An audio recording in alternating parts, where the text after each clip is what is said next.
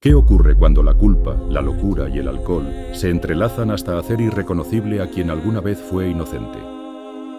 Edgar Allan Poe, maestro del terror psicológico, nos lanza a un abismo sin fondo con El gato negro, uno de los relatos más inquietantes de toda la literatura gótica. Poe, maestro indiscutible del horror psicológico, escribió este relato en una época turbulenta. El siglo XIX, una era de profundas transformaciones sociales, culturales y personales. Mientras Estados Unidos vivía tensiones políticas y experimentaba las consecuencias de la revolución industrial, el propio Poe se debatía entre la genialidad literaria y los demonios de su vida privada, la pérdida, la pobreza, el duelo y especialmente el alcoholismo. Y es precisamente el alcohol el detonante de esta historia. Aquí conocerás a un hombre que se presenta como bondadoso, amante de los animales y de espíritu noble, pero que poco a poco se ve arrastrado por la oscuridad de sus propios vicios. Lo que empieza como una confesión aparentemente razonable, pronto se convierte en una espiral descendente, donde el lector debe decidir en qué puede o no confiar. El gato negro es mucho más que un simple cuento. Es una autopsia emocional. Una radiografía de la conciencia humana desgarrada por el remordimiento. Una advertencia disfrazada de relato. Poe emplea uno de sus recursos más poderosos, el narrador no fiable. Desde el inicio, este personaje intenta convencernos de su cordura mientras, en cada línea, nos arrastra más adentro de su locura. Y en medio de esta niebla mental, aparece Plutón, un gato, un ser silencioso, enigmático y simbólico. Pero, ¿es solo un animal o un castigo viviente? ¿Es real o un espectro proyectado por la culpa? El simbolismo, la atmósfera opresiva, la violencia repentina y el tono confesional convierten este cuento en una obra maestra del terror psicológico, una joya oscura que casi 2 siglos después sigue causando escalofríos y reflexiones sobre el alma humana. Si alguna vez te has preguntado hasta dónde puede llegar la mente cuando es asediada por la culpa, El gato negro te dará una respuesta. O quizás varias. Así que sumérgete sin reservas a escuchar este fascinante relato, a caminar por la mente de un hombre al borde del abismo. Pero cuidado, porque cuando uno mira demasiado tiempo al abismo, el abismo también lo mira a uno. Estás a punto de escuchar El gato negro, una de las obras más inquietantes y célebres de Edgar Allan Poe. Ajusta el volumen y déjate envolver por un relato donde la culpa y la locura no tienen escapatoria. Bienvenidos.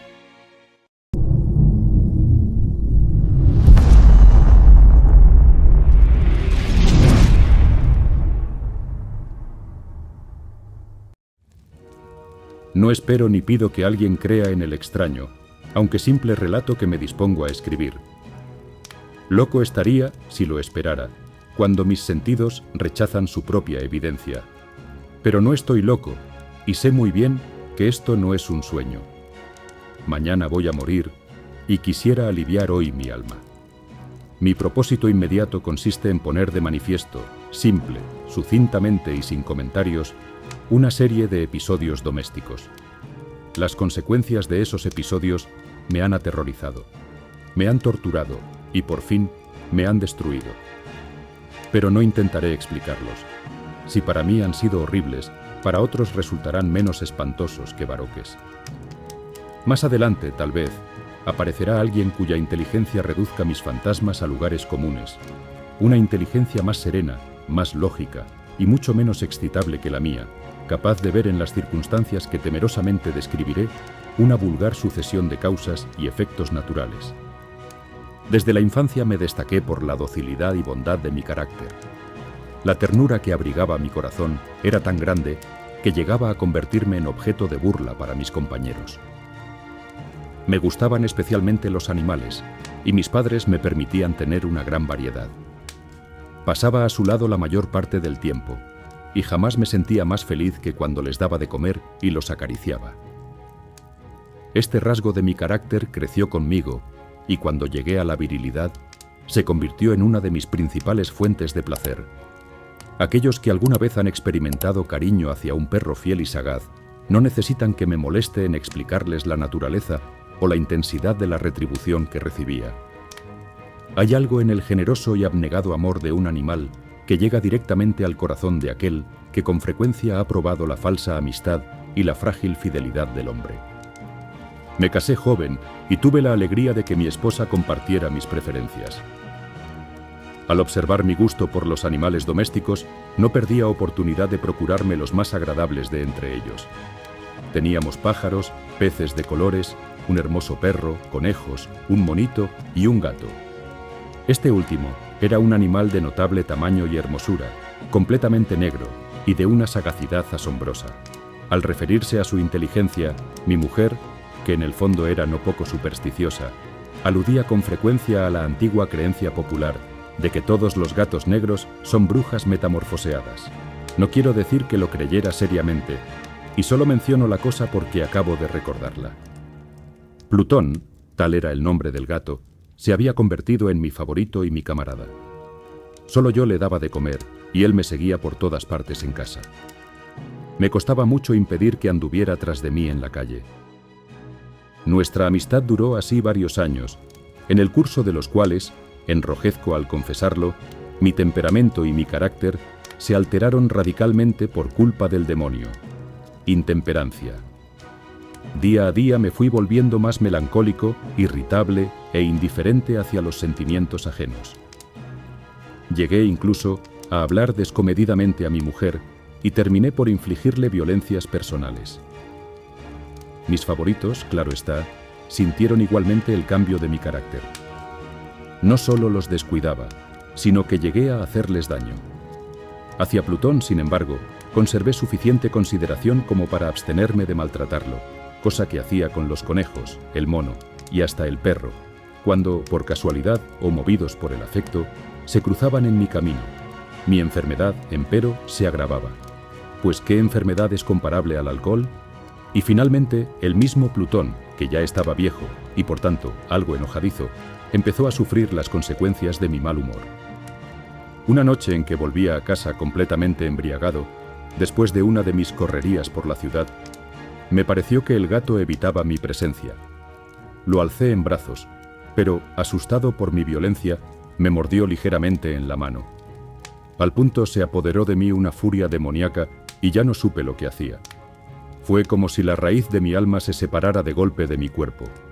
Una maldad más que diabólica, alimentada por la ginebra, estremeció cada fibra de mi ser. Sacando del bolsillo del chaleco un cortaplumas, lo abrí mientras sujetaba al pobre animal por el pescuezo y deliberadamente le hice saltar un ojo. Enrojezco, me abraso, tiemblo mientras escribo tan condenable atrocidad. Cuando la razón retornó con la mañana, cuando hube disipado en el sueño los vapores de la orgía nocturna, sentí que el horror se mezclaba con el remordimiento ante el crimen cometido. Pero mi sentimiento era débil y ambiguo, no alcanzaba a interesar al alma. Una vez más, me hundí en los excesos y muy pronto ahogué en vino los recuerdos de lo sucedido. El gato, entretanto, mejoraba poco a poco. Cierto que la órbita donde faltaba el ojo presentaba un horrible aspecto, pero el animal no parecía sufrir ya. Se paseaba como de costumbre por la casa, aunque, como es de imaginar, huía aterrorizado al verme. Me quedaba aún bastante de mi antigua manera de ser para sentirme agraviado por la evidente antipatía de un animal que alguna vez me ha querido tanto. Pero ese sentimiento no tardó en ceder paso a la irritación. Y entonces, para mi caída final e irrevocable, se presentó el espíritu de la perversidad. La filosofía no tiene en cuenta a este espíritu. Y sin embargo tan seguro estoy de que mi alma existe como de que la perversidad es uno de los impulsos primordiales del corazón humano, una de las facultades primarias indivisibles, uno de esos sentimientos que dirigen el carácter del hombre. ¿Quién no se ha sorprendido a sí mismo 100 veces en momentos en que cometía una acción tonta o malvada por la simple razón de que no debía cometerla? ¿No hay en nosotros una tendencia permanente que enfrenta descaradamente al buen sentido, una tendencia a transgredir lo que constituye la ley por el solo hecho de serlo? Este espíritu de perversidad se presentó, como he dicho, en mi caída final. y el insondable anhelo que tenía mi alma de vejarse a sí misma, de violentar su propia naturaleza, de hacer mal por el mal mismo, me incitó a continuar y finalmente a consumar el suplicio que había infligido a la inocente bestia. Una mañana, obrando a sangre fría, le pasé un lazo por el pescuezo y lo ahorqué en la rama de un árbol. Lo ahorqué mientras las lágrimas manaban de mis ojos y el más amargo remordimiento me apretaba el corazón. Lo ahorqué porque recordaba que me había querido y porque estaba seguro de que no me había dado motivo para matarlo. Lo ahorqué porque sabía que al hacerlo cometía un pecado mortal que comprometería mi alma hasta llevarla, si ello fuera posible, más allá del alcance de la infinita misericordia del Dios más misericordioso y más terrible. La noche de aquel mismo día en que cometí tan cruel acción, me despertaron gritos de ¡incendio! Las cortinas de mi cama eran una llama viva y toda la casa estaba ardiendo. Con gran dificultad pudimos escapar de la conflagración mi mujer, un sirviente y yo. Todo quedó destruido. Mis bienes terrenales se perdieron y desde ese momento tuve que resignarme a la desesperanza. No incurriré en la debilidad de establecer una relación de causa y efecto entre el desastre y mi criminal acción. Pero estoy detallando una cadena de hechos y no quiero dejar ningún eslabón incompleto. Al día siguiente del incendio acudí a visitar las ruinas. Salvo una, las paredes se habían desplomado. La que quedaba en pie era un tabique divisorio de poco espesor, situado en el centro de la casa, y contra el cual se apoyaba antes la cabecera de mi lecho. El enlucido había quedado a salvo de la acción del fuego, cosa que atribuí a su reciente aplicación. Una densa muchedumbre habíase reunido frente a la pared y varias personas parecían examinar parte de la misma con gran atención y detalle. Las palabras «extraño», «curioso» y otras similares excitaron mi curiosidad. Al aproximarme, vi que, en la blanca superficie, grabada como un bajorrelieve, aparecía la imagen de un gigantesco gato.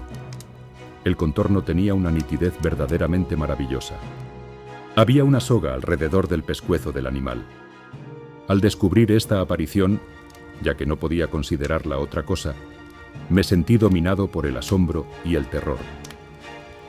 Pero la reflexión vino luego en mi ayuda. Recordé que había ahorcado al gato en un jardín contiguo a la casa. Al producirse la alarma del incendio, la multitud había invadido inmediatamente el jardín. Alguien debió de cortar la soga y tirar al gato en mi habitación por la ventana abierta. Sin duda, habían tratado de despertarme en esa forma. Probablemente la caída de las paredes comprimió a la víctima de mi crueldad contra el enlucido recién aplicado, cuya cal, junto con la acción de las llamas y el amoníaco del cadáver, produjo la imagen que acababa de ver. Si bien en esta forma quedó satisfecha mi razón, ya que no mi conciencia, sobre el extraño episodio, lo ocurrido impresionó profundamente mi imaginación. Durante muchos meses no pude librarme del fantasma del gato, y en todo ese tiempo dominó mi espíritu un sentimiento informe que se parecía, sin serlo, al remordimiento. Llegué al punto de lamentar la pérdida del animal y buscar, en los viles antros que habitualmente frecuentaba, algún otro de la misma especie y apariencia que pudiera ocupar su lugar.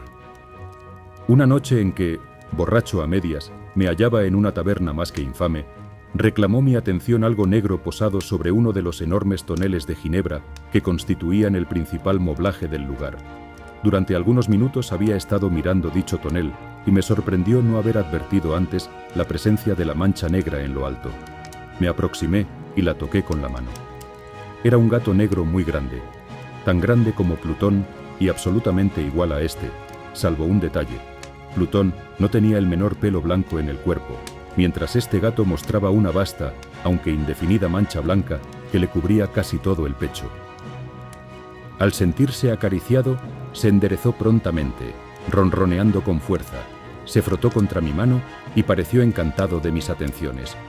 Acababa, pues, de encontrar el animal que precisamente andaba buscando. De inmediato, propuse su compra al tabernero, pero me contestó que el animal no era suyo y que jamás lo había visto antes ni sabía nada de él. Continué acariciando al gato, y cuando me disponía a volver a casa, el animal pareció dispuesto a acompañarme. Le permití que lo hiciera, deteniéndome una y otra vez para inclinarme y acariciarlo. Cuando estuvo en casa, se acostumbró a ella de inmediato y se convirtió en el gran favorito de mi mujer. Por mi parte, pronto sentí nacer en mí una antipatía hacia aquel animal. Era exactamente lo contrario de lo que había anticipado, pero sin que pueda decir cómo ni por qué, su marcado cariño por mí me disgustaba y me fatigaba. Gradualmente, el sentimiento de disgusto y fatiga creció hasta alcanzar la amargura del odio. Evitaba encontrarme con el animal. Un resto de vergüenza y el recuerdo de mi crueldad de antaño me vedaban maltratarlo.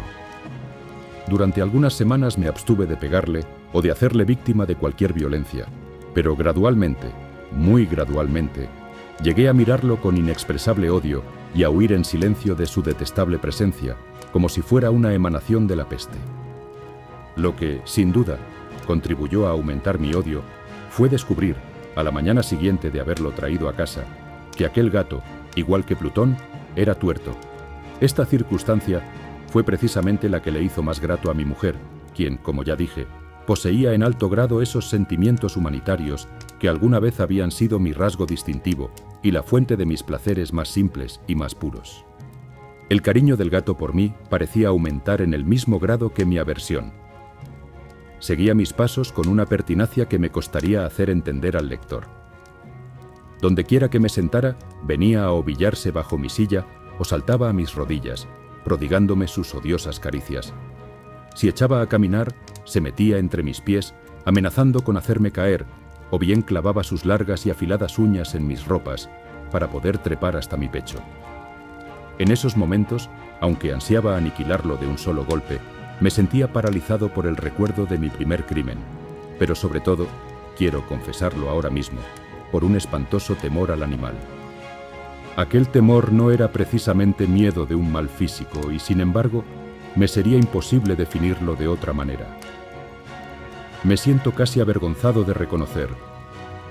Sí, aún en esta celda de criminales, me siento casi avergonzado de reconocer que el terror, el espanto que aquel animal me inspiraba, era intensificado por una de las más insensatas quimeras que sería dado concebir. Más de una vez, mi mujer me había llamado la atención sobre la forma de la mancha blanca de la cual ya he hablado, y que constituía la única diferencia entre el extraño animal y el que yo había matado. El lector recordará que esta mancha, aunque grande, me había parecido al principio de forma indefinida. Pero gradualmente, de manera tan imperceptible que mi razón luchó durante largo tiempo por rechazarla como fantástica, la mancha fue asumiendo un contorno de rigurosa precisión. Representaba ahora algo que me estremezco al nombrar, y por ello odiaba, temía y hubiera querido librarme del monstruo si hubiese sido capaz de atreverme. Representaba, digo, la imagen de una cosa atroz, siniestra, la imagen del patíbulo. Oh lúgubre y terrible máquina del horror y del crimen, de la agonía y de la muerte. Me sentí entonces más miserable que todas las miserias humanas. Pensar que una bestia, cuyo semejante había yo destruido desdeñosamente, una bestia era capaz de producir tan insoportable angustia en un hombre creado a imagen y semejanza de Dios. Ay, ni de día ni de noche pude ya gozar de la bendición del reposo. De día, aquella criatura no me dejaba un instante solo. De noche, despertaba hora a hora de los más horrorosos sueños, para sentir el ardiente aliento de la cosa en mi rostro y su terrible peso, pesadilla encarnada de la que no me era posible desprenderme, apoyado eternamente sobre mi corazón. Bajo el agobio de tormentos semejantes, sucumbió en mí lo poco que me quedaba de bueno. Solo los malos pensamientos disfrutaban ya de mi intimidad, los más tenebrosos, los más perversos pensamientos. La melancolía habitual de mi humor creció hasta convertirse en aborrecimiento de todo lo que me rodeaba y de la entera humanidad. Y mi pobre mujer, que de nada se quejaba, llegó a ser la habitual y paciente víctima de los repentinos y frecuentes arrebatos de ciega cólera a que me abandonaba. Cierto día, para cumplir una tarea doméstica, me acompañó al sótano de la vieja casa donde nuestra pobreza nos obligaba a vivir. El gato me siguió mientras bajaba la empinada escalera y estuvo a punto de tirarme cabeza abajo, lo cual me exasperó hasta la locura. Alzando un hacha y olvidando en mi rabia los pueriles temores que hasta entonces habían detenido mi mano, descargué un golpe que hubiera matado instantáneamente al animal de haberlo alcanzado.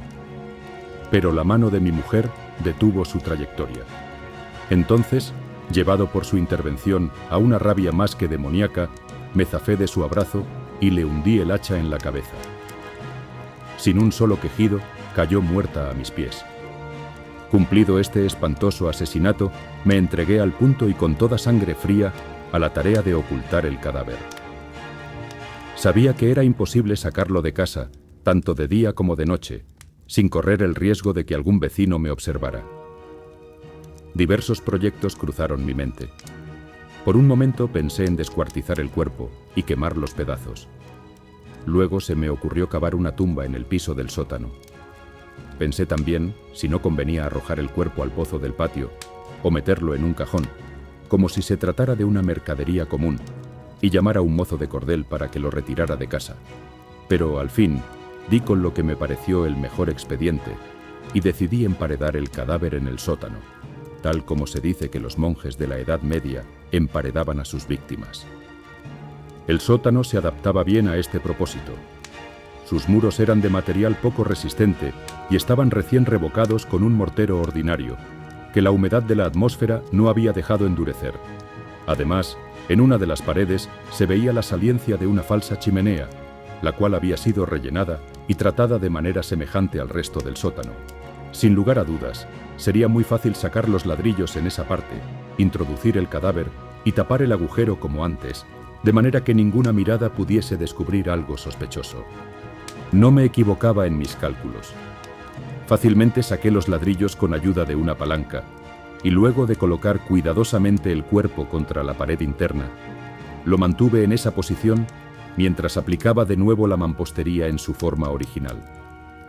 Después de procurarme argamasa, arena y cerda, preparé un enlucido que no se distinguía del anterior, y revoqué cuidadosamente el nuevo enladrillado. Concluida la tarea, me sentí seguro de que todo estaba bien. La pared no mostraba la menor señal de haber sido tocada. Había barrido hasta el menor fragmento de material suelto. Miré en torno triunfante y me dije: aquí, por lo menos, no he trabajado en vano. Mi paso siguiente consistió en buscar a la bestia causante de tanta desgracia, pues al final me había decidido a matarla.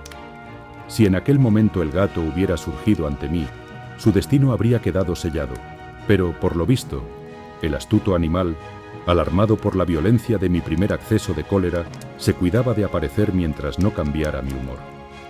Imposible describir o imaginar el profundo, el maravilloso alivio que la ausencia de la detestada criatura trajo a mi pecho.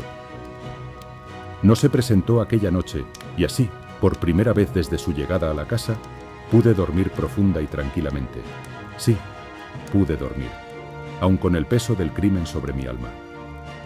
Pasaron el segundo y el tercer día y mi atormentador no volvía. Una vez más, respiré como un hombre libre. Aterrado, el monstruo había huido de casa para siempre. Ya no volvería a contemplarlo. Gozaba de una suprema felicidad, y la culpa de mi negra acción me preocupaba muy poco. Se practicaron algunas averiguaciones, a las que no me costó mucho responder. Incluso hubo una perquisición en la casa, pero, naturalmente, no se descubrió nada. Mi tranquilidad futura me parecía asegurada. Al cuarto día del asesinato, un grupo de policías se presentó inesperadamente y procedió a una nueva y rigurosa inspección. Convencido de que mi escondrijo era impenetrable, no sentí la más leve inquietud. Los oficiales me pidieron que los acompañara en su examen. No dejaron hueco ni rincón sin revisar. Al final, por tercera o cuarta vez, bajaron al sótano. Los seguí sin que me temblara un solo músculo. Mi corazón latía tranquilamente, como el de aquel que duerme en la inocencia. Me paseé de un lado al otro del sótano. Había cruzado los brazos sobre el pecho y andaba tranquilamente de aquí para allá. Los policías estaban completamente satisfechos y se disponían a marcharse. La alegría de mi corazón era demasiado grande para reprimirla. Ardía en deseos de decirles, por lo menos, una palabra como prueba de triunfo y confirmar doblemente mi inocencia. «Caballeros», dije por fin, cuando el grupo subía la escalera, Me alegro mucho de haber disipado sus sospechas. Les deseo felicidad y un poco más de cortesía. Dicho sea de paso, caballeros, esta casa está muy bien construida. En mi frenético deseo de decir alguna cosa con naturalidad, casi no me daba cuenta de mis palabras. Repito que es una casa de excelente construcción. Estas paredes, ¿ya se marchan ustedes, caballeros? Tienen una gran solidez. Y entonces, arrastrado por mis propias bravatas, golpeé fuertemente con el bastón que llevaba en la mano sobre la pared del enladrillado, tras de la cual se hallaba el cadáver de la esposa de mi corazón. Que Dios me proteja y me libre de las garras del archidemonio. Apenas había cesado el eco de mis golpes cuando una voz respondió desde dentro de la tumba. Un quejido, sordo y entrecortado al comienzo, semejante al sollozar de un niño, que luego creció rápidamente hasta convertirse en un largo, agudo y continuo alarido, anormal, como inhumano. Un aullido, un clamor de lamentación, mitad de horror, mitad de triunfo, como solo puede haber brotado en el infierno de la garganta de los condenados en su agonía y de los demonios exultantes en la condenación. Hablar de lo que pensé en ese momento sería locura. Presa de vértigo, fui tambaleándome hasta la pared opuesta. Por un instante, el grupo de hombres en la escalera quedó paralizado por el terror. Luego, una docena de robustos brazos atacaron la pared, que cayó de una pieza. El cadáver, ya muy corrompido y manchado de sangre coagulada, apareció de pie ante los ojos de los espectadores. Sobre su cabeza, con la roja boca abierta y el único ojo como de fuego, estaba agazapada la horrible bestia cuya astucia me había inducido al asesinato y cuya voz delatora me entregaba al verdugo. Había emparedado al monstruo en la tumba.